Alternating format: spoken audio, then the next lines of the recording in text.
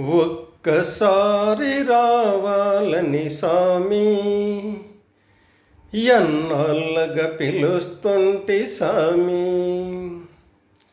వేడి వేడి అన్నములో వెన్న పూసని వేస్తా, ఆవకాయ వడ్డించి దగ్గరుండి తినిపిస్తా.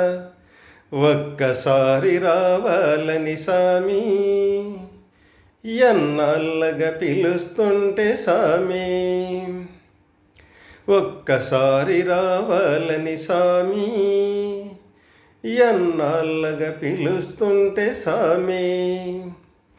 పండ్లు తెచ్చి పెట్టేందుకు శబరమ్మను కాను నేను, పలహారాలిచ్చేందుకు మహారాజును కాను నేను.